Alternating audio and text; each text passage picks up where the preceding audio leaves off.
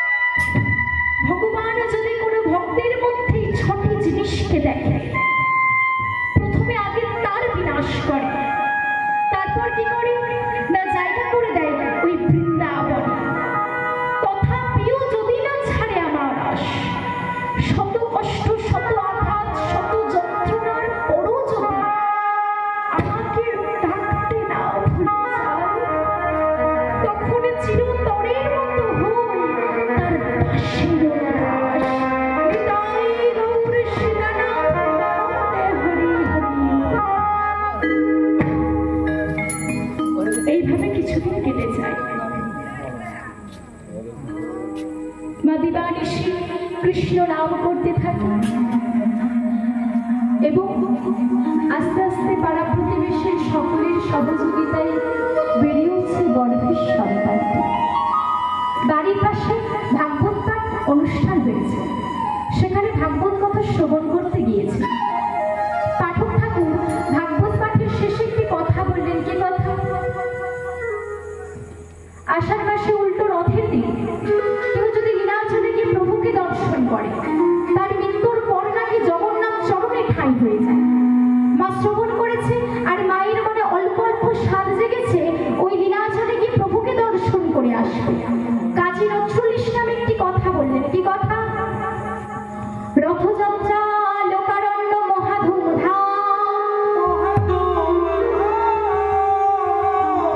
ভক্তরা লোটায় পথে করছে প্রণাম।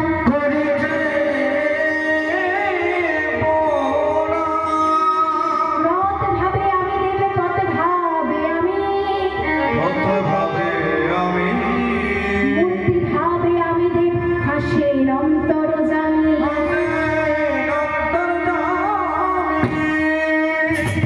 পরের দিনে প্রতিবেশীর কাছে গিয়েছে মা, গিয়ে বলছে, শোনো না গো, আমাকে ওই নীলাচলে নিয়ে যাবে, আমার না বড় স্বাদ জেগেছে, একটিবার প্রভুকে দর্শন করে আসবো। কি বলছো? তুমি 9 মাস 10 দিন পুট্ট প্রায় তুমি এই অবস্থায় নীলাচলে যাত্রা শুরু করবে? না না না না, আমরা বাবু এই বিপদ নিজেদেরকে বয়ে নিয়ে যেতে পারবো না। শোনো না গো, আমি তোমাদের কথা দিচ্ছি, পথমধ্যে যদি কোনো দুর্ঘটনাও হয় তার দায়ভার তোমাদের নিতে হবে না।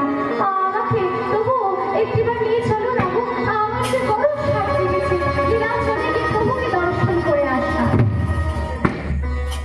এতবার যখন মা বলছে, প্রতিবেশীরা বলছে ঠিক আছে। পরের দিনে প্রভাতে বেরিয়ে পড়ে মা এবং প্রতিবেশীরা পরের দিন প্রভাতে বেরিয়ে পড়েছে, আর মা বদনী নাম করছে, জয় জগন্নাথ জয় জগন্নাথ, জয় জগন্নাথ জয় জগন্নাথ,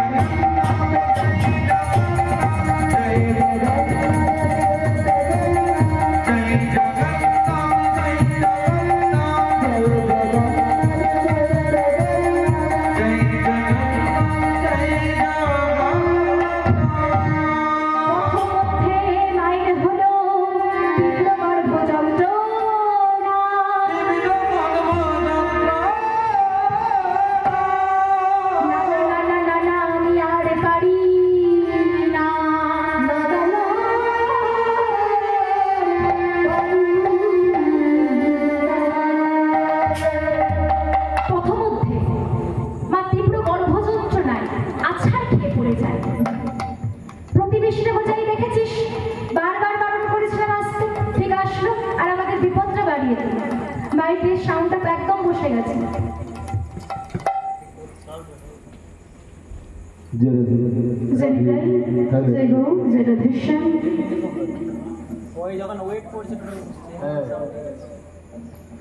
দেখেছিস বারবার বারণ করেছিলাম আসতে, ঠিক আসলো আর আমাদের বিপদটা বাড়িয়ে দিল। দেখ ভাই, তুই সাহায্য করতে পারলে কর, আমি বাধা দেব না, কিন্তু আমি পারবো না। এই বলে প্রতিবেশীরা সবাই মাকে ওই অবস্থায় রেখে চলে যায়, আর মা তীব্র গর্ভযন্ত্রণায় ছটফট করতে থাকে। কিছুক্ষণ কষ্ট সহ্য করার পর একটি ফুটফুটে পুত্র সন্তানের জন্ম দেয়। মায়েরা জানে যে একটা সন্তান জন্ম দিতে গেলে মায়েদেরকে কত কষ্ট সহ্য করতে হয়। কি গো মা, তাই তো?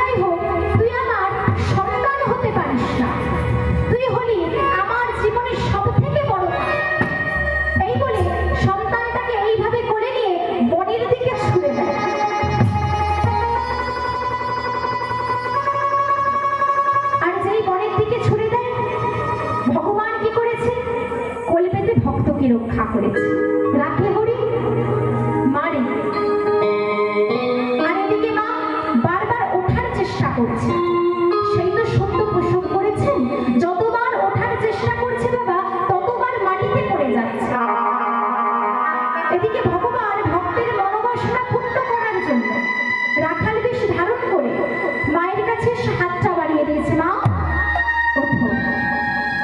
হাতটা ধরেছে। বাবা নাম কি তোর? থাকিস কোথায়? ও মা তুমি আমায় চিনবে না, আমি আমি ওই ওই ওই দূরের যে গ্রামটা দেখতে পাচ্ছ না, আমি ওখানে থাকি গো, ওখানে। তা বাবা তুই যাবি কোথায়? সেসব না হয় বলবো, তা মা তুমি কোথায় যাচ্ছিলে বলো তো? বাবা আমি ওই লীলাচলে যাচ্ছিলাম। দেখ না পথমধ্যে শরীরটা আমার বড় খারাপ করে ওঠে, তাই চলো মা চলো, আমি তোমায় লীলাচলে পৌঁছে দেবো। না বাবা তুই ছেলে মানুষ, তুই এতটা পড়তে যেতে পারবি না। ও মা তুমি এত চিন্তা করো না, আমি তো প্রায় দিন ওই লীলাচলেই থাকি গো, তুমি আমার উপর একটু ভরসা রাখো, দেখো ঠিক তোমায় আমি পৌঁছে দেবো। এই বলে মা কি করেছে, ছেলের হাতটা শক্ত করে ধরেছে। যাত্রা শুরু করেছে লীলাচলে। লীলাচলে পৌঁছে ভিড়ের মধ্যে ছেলে মাকে দেখাচ্ছে, ও মামা দেখো ও ওই যে রথের উপর যে বসে রয়েছে ওটা হলো জগন্নাথ, কি সুন্দর তাই না মা? ভারী মিষ্টি দেখতে তো। আচ্ছা বাবা ওই যে পাশে যে বসে রয়েছে ওটা কি বলরাম? কিরে বাবা এদিকে মা এত বোকা, ভিড়ের মধ্যে প্রভুকে দর্শন করতে করতে কখন হাতটা ছেড়ে দিয়েছে ছেলে, সে খেয়াল আর নেই। আর বাবা ভগবানকে পেয়ে যদি কেউ একবার ছেড়ে দেয় আর কি ভগবান থাকে গো? হাতের দিকে তাকিয়েছে, কিরে বাবা কোথায় গেলি? আমার যে বড় ভয় করছে। তুই কোথায় গেলি বাবা? আমার যে এত বড় ভয় করছে। কোথায় গেল? ছিল মায়ের হাতে ধরে, সেই তো গেল রথের পরে।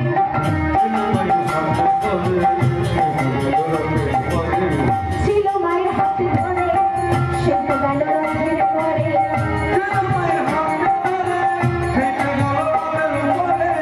আর তখন দেখতে না পাই,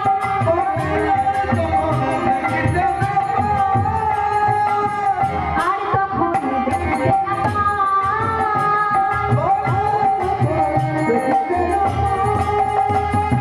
জয় জগন্নাথ নাম হলো, জয় জগন্নাথ নাম হলো, জগন্নাথ চরণ প্রাপ্তি হলো, জয় জগন্নাথ নাম হলো, জগন্নাথ চরণ প্রাপ্তি হলো,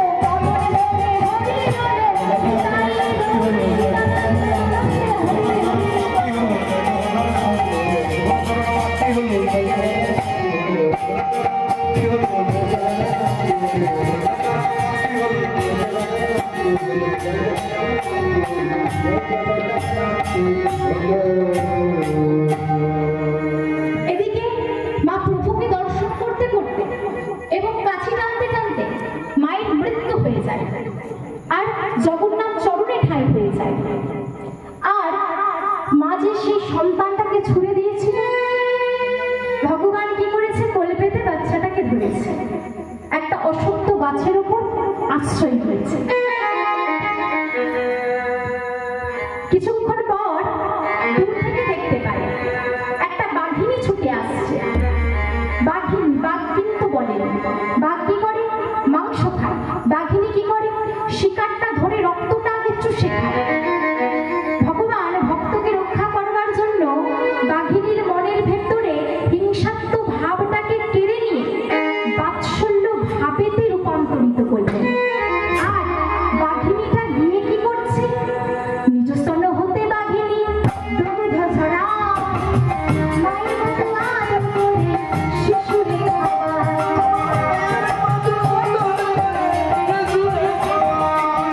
নিজ স্তন হতে বাঘিনী দুগ্ধ ঝরা, মায়ের মতো আদর করে শিশুরে খাওয়ায়। এই তো লীলার বৈশিষ্ট্য, এই তো লীলার বৈশিষ্ট্য, জগন্নাথকে শিক্ষা দেয় গো, এই তো লীলার বৈশিষ্ট্য, জগন্নাথকে শিক্ষা দেয় গো, মনে ভরে হরি বল কান্দাই গো।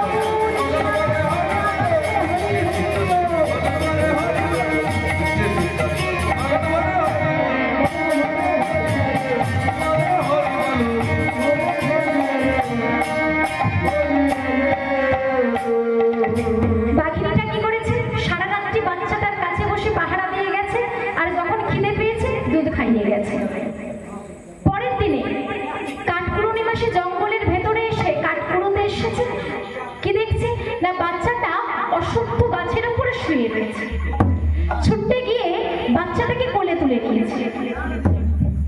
আরে এত সুন্দর সদ্যজাত বাচ্চা এই গভীর জঙ্গলে কি করছে?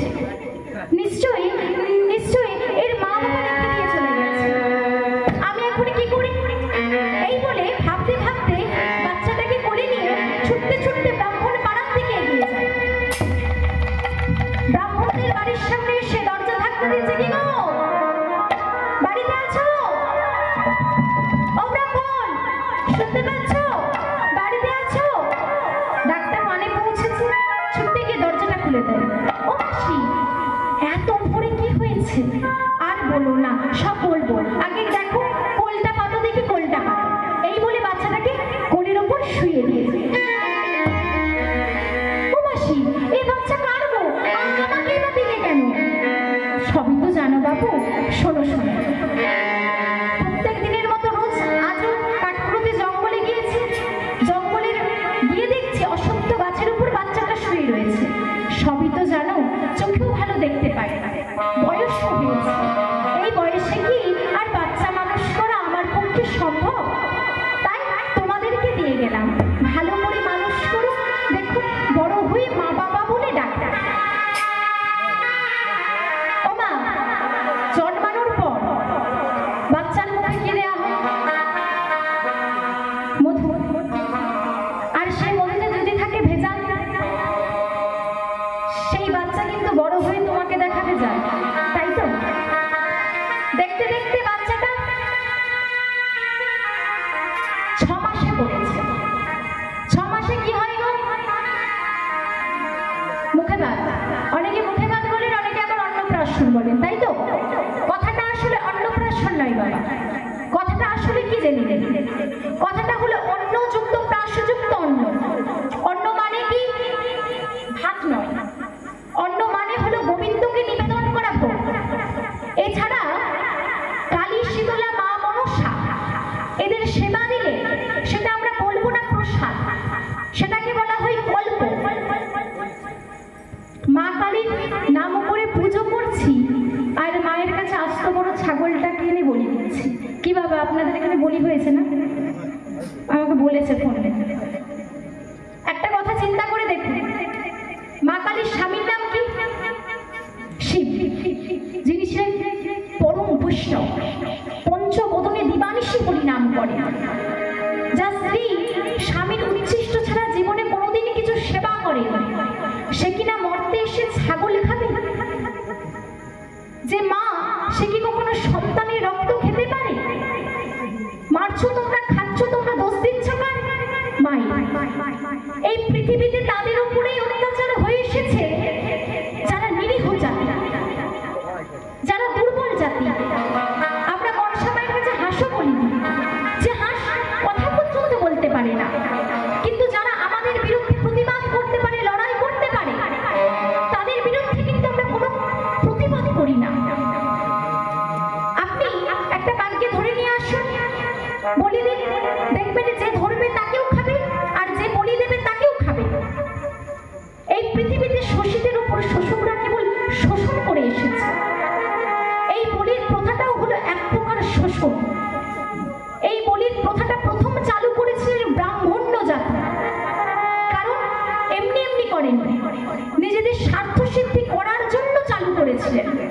ব্রাহ্মণ সমাজের উঁচু তলার মানুষ, পুজো পাঠ করে, মাছ মাংস খেতে পারবে না, তাই পুজোর মধ্যে বলির প্রথাটাকে টেনে নিয়ে এলেন। মনে রাখবেন বাবা, আমাদের এই দেহরূপী কামটাকে ছাগল রূপী মায়ের কাছে বলি দিতে বলেছে। ওই 4 পায়ে ছাগলটাকে ধরে কিন্তু নয়। তাহলে অন্ন মানে কি? ভাত নয়। অন্ন মানে হলো গোবিন্দকে নিবেদন করা ভোগ। এবারে আসুন প্রাস। প্রাস কথাটার অর্থ কি? না, ওই গোবিন্দের ভোগটা যখন কোনো শুদ্ধ ভক্ত সেবা করবে, নাম থেকে নামি বড়, তার থেকে আমি বড়, আমার থেকে আমার ভক্ত বড়, ভক্তের চেয়ে ভক্তের স্বাদ বড়। ওই প্রসাদটা যখন সেবা করবে, ভক্তের উচ্ছিষ্টটা নিয়ে যখন আপনি সর্বশেষে ছেলের